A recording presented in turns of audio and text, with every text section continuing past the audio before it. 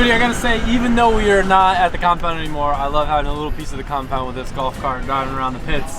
Makes me feel at home, even though I kind of already do because we're in the Northeast. It feels a little slow right now. I don't know if I maybe got a flat tire. Can you look? Is that front tire flat? No. Huh, it's just in my head. All right, we're gonna stop by Nitto real quick, bye. Rumor has it, RTR is gonna be running 2 Mustangs with spoon engines this round. Wait, what are their engines? Are they Roush engines? I don't want to say the wrong thing, and they'll get really mad at me. So just bleep out everything I just said. Spoons, so that's pretty far off. Mustangs running fork engines.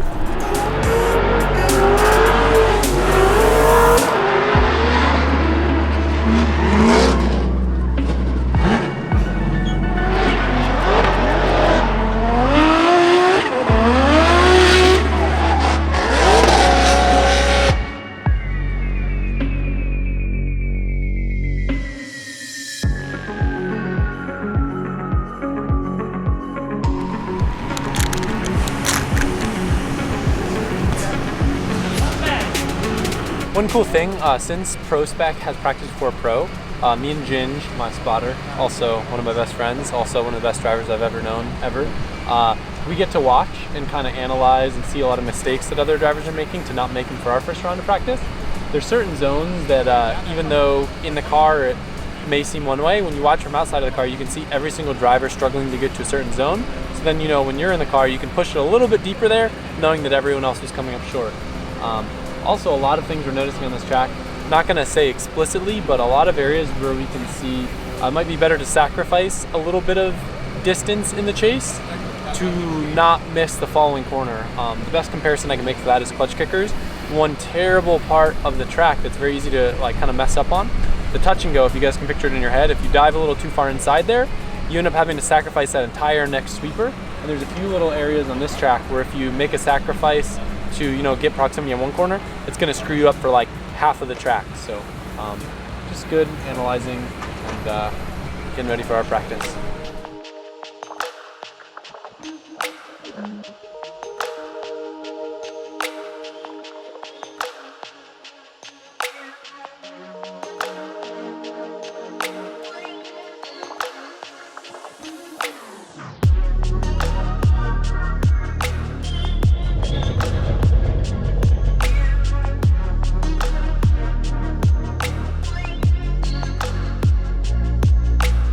Hello guys, Adam from the future here. This is not a paid promotion by LZMFG. In fact, I am doing this free of charge. You're welcome. Look, new suit from OMP. But yeah, the real reason I'm joining you from the future, I thought rather than just giving you practice laps with no context, I would kind of explain before the lap what my thoughts were on that lap so that when you watch it, you could watch it and kind of see what I'm referring to. So before you watch the first lap, as soon as I went out, I realized I had way too much wheel speed. When you watch this clip, listen, you can hear and you can see in the car that it's either like nothing and the car's not going anywhere, or it's like full boogie, like rap! And with a turbo car, it's especially important to find that sweet spot for wheel speed so you can live in the power band. And I was just kind of like bouncing between it, which you're about to see.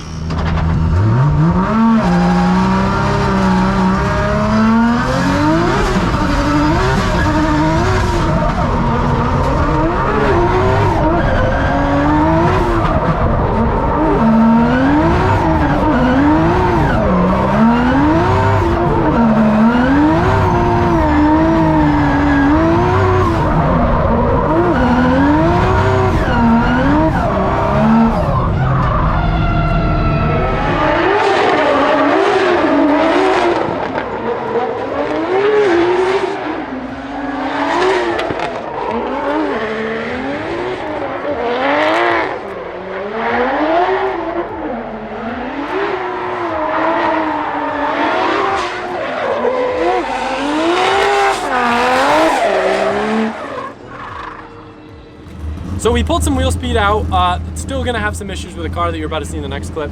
I'm thinking this one we made some changes with front grip. It had a little bit too much front grip, and when you have too much front grip on a drift car, if you go to throw a big angle, rather than letting the front scrub, it'll kind of like pull you around like a, not a telescope, a kaleidoscope, daffodil, volleyball, beach ball, tetherball pole is kind of what the front end will do. Next lap, still didn't really feel good, but I just wanted to try to acclimate myself to the track and the car since I haven't driven it in a bit.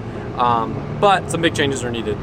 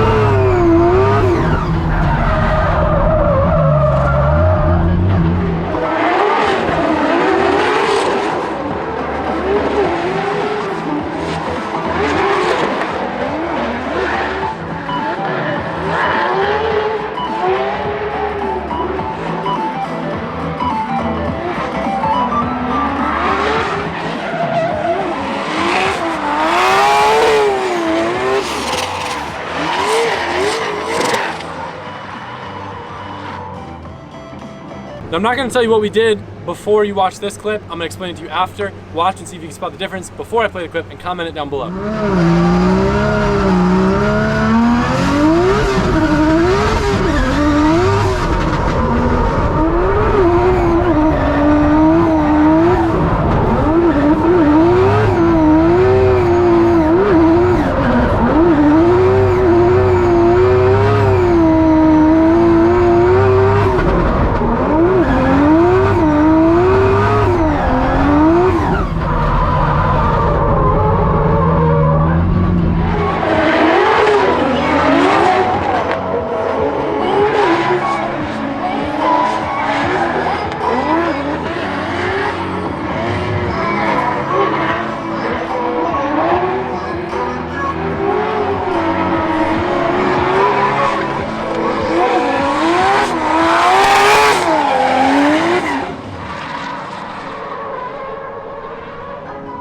Biggest thing, we need to pull even more wheel speed out of the car. Finally got it in that range where it could live happy and I could actually control the throttle. Played around with the rear side versus forward grip. Actually took out a little bit of forward and added more side, so off throttle the car wasn't feeling like it was gonna spin. That helped tremendously. I'm not gonna tell you guys exactly what I did, but as a driver, I feel 10 times better in the car now than I did in the beginning. I hope that the video can translate that. And that kind of is what practice is. It was kind of interesting. This is the first track where I've ever seen pretty much every single person do like one lap and instantly run back to their pits. Everyone's doing gear changes. I think everyone thought that you needed more mile an hour than you actually need here. Everyone's changing alignment setups because this is the one track that everyone doesn't have data on, which is kind of cool. One other very cool thing about this is FD listened to us as the drivers, and for the first time, at least in my experience with FD, they're going to be letting us practice at the same time that we would be qualifying.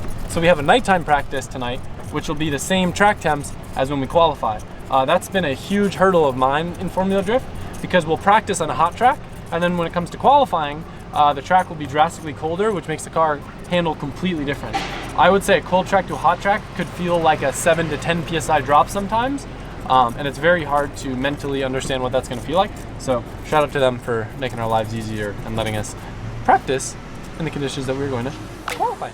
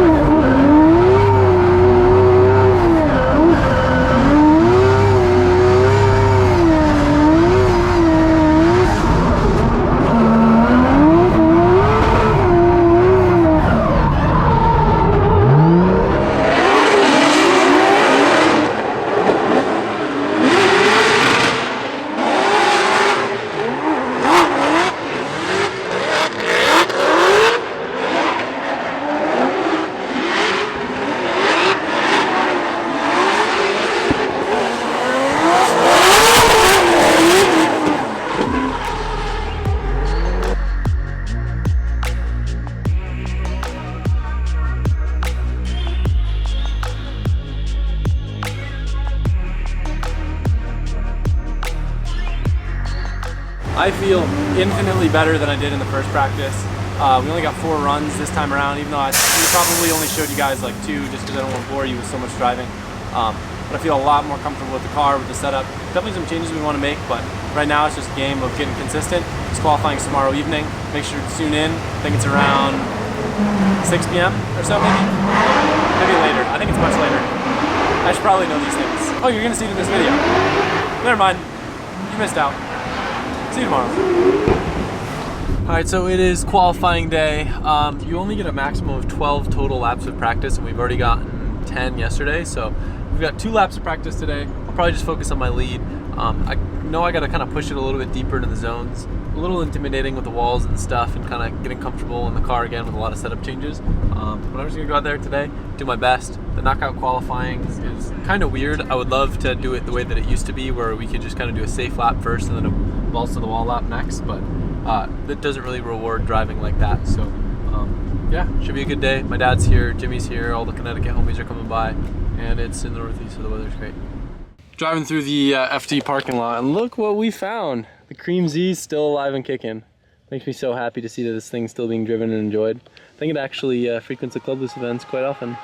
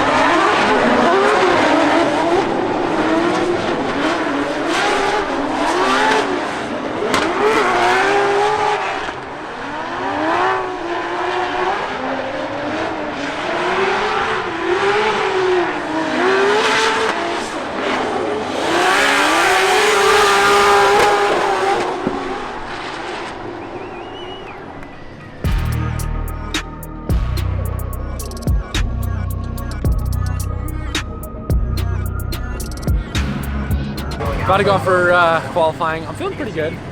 It's kind of difficult during practice because they don't have the zones clearly painted. So watching actually like fan angles on Instagram, I was able to tell that I need to go a little bit deeper. So that's going to mainly be what I focus on. Unfortunately, I only really got 1 practice lap in, and then the second one was kind of like a throwaway chase because I was worried I wasn't going to get a second lap in. Overall, I'm going to go out there, do my thing. Hopefully qualify high.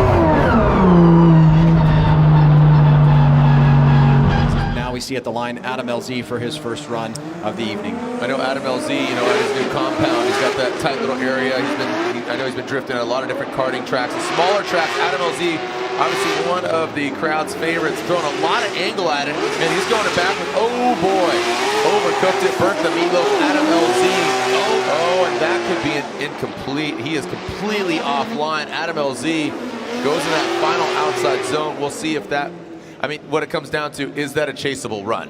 That's, I think, the big question here. Let's take a look at it again here, Ryan. Well, he did stay in it. I mean, that's the, you know, kind of the holy grail of whether or not there's going to be an incomplete. But you're right about the unchaseability. That's going to be something the judges will have to identify. Now, I personally think that even though he angles up quite a bit there, and let's take a look at it as he comes into outside zone number 2, he drops that tire, and that's going to kind of mess with his momentum a little bit. So, you know, you were mentioning the unchaseable lead. Imagine a chase driver behind him. Could you imagine that chase driver making that adjustment? I think it's, you know, it's borderline, just because he didn't really have a really big slowdown in overall pace. The line was a little bit out of whack, and he's certainly going to receive massive deductions for some of these mistakes, but I'm not sure that it's an incomplete in my book. But, you know, what do I know, bro? Yeah, I don't know. Again, just, you know how to be humble. I know that. That's what's good about it. Well, I went the deepest that I've gone all day in outer zone 2, but unfortunately that was not the move because I dropped my wheels and then was completely offline and it up.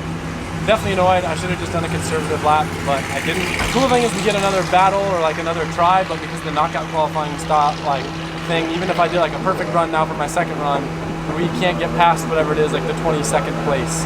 So not stoked about that. I probably should have been conservative, but I really want to be a top qualifier one of these rounds, and I came out swinging, and I just swung a little too hard.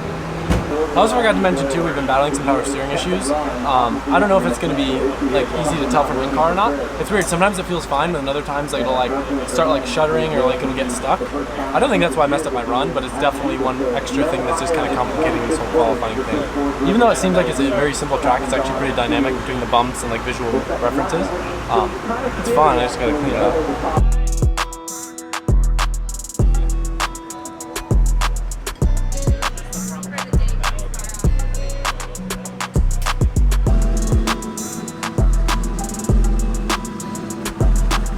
So the lights stopped working for FD, so unfortunately we weren't able to finish qualifying in this video, and we're gonna have to trail it in tomorrow.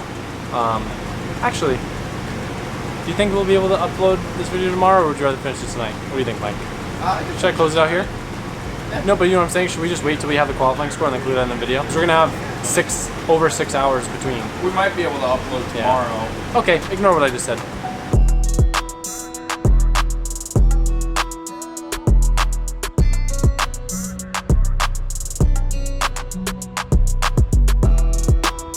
Because of those light issues, qualifying did move into the next day. They had us get up super early. We're actually Airbnb staying like hour away, so it's a sleepy morning for everyone here, but we're about to go on track. Because of the knockout qualifying style, there is no way that I can get out of the bottom 22, even if I did my best run possible. Just gotta go lay down a lap. I'm not gonna try to push it, go crazy. We get a sight lap, which is awesome. Then just gotta go throw some points on the board and get in a competition later today.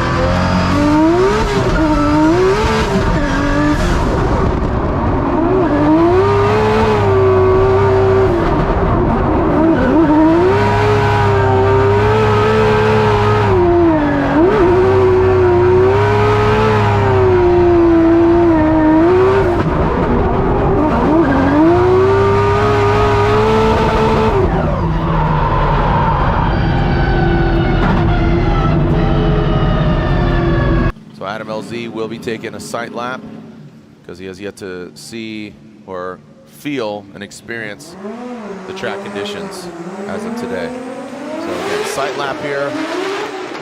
Adam and the LZ S15 brings it into that second outside zone. So it looks like he is a lot more confident today than yesterday. Just the attitude of the vehicle, you could see it. If you recall, yesterday went off course, spun out. It was an incomplete, so hence the incomplete and the 0. So let's paint the picture here. Yeah. Really, it's just a battle between these 3 competitors. Highest 2 scores of these next 3 runs move into the top 32. Yep. Why? Because we have 33 drivers, 32 spots. And the drivers that score a run here cannot get higher than a 31 or 32, depending on who gets the higher of the scores there, because the drivers that scored a run on their first run are locked in. Adam LZ in the LZ S15. He's on the NATO tires. Let's see how he fares. Comes under the tower power into this first outside zone. Adam LZ, he needs to do it. Do it for the gram, do it for the fans.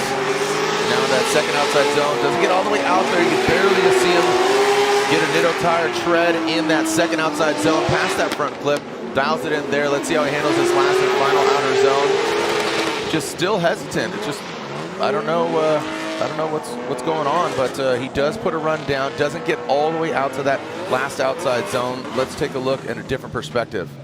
Well, you know, it's not an easy thing to not be able to finish qualifying on the day and the track conditions that you have. Sleep overnight, wake up in the morning, do a sight lap in pseudo wet conditions, and then come back out and try to put down the best run that you can, competing against 2 other competitors. I think overall, as you said, a couple little mistakes here, but this is a pretty solid run. And the most questionable driver in this scenario is really between Chris and Literal because of the mechanical uncertainties. I would imagine that Chris got the alternator fixed, so that basically says what we saw from Literal is that going to be fixable. He may not be, you know, part of the equation. That was moments ago, not 12 hours ago. Exactly. And so for Adam LZ, if he's thinking in his mind that I just need to go and put down a scoreable run, he did just that. It should be enough, but we still have Chris to go. Anything can happen. And of course, there is what Ryan Literal does on his second run. So Adam LZ with an 85. So that says position 1, but don't get that twisted. That is a 31. So just out of the 3 remaining drivers, including Adam LZ, he currently has the top score of those 3. So an 85.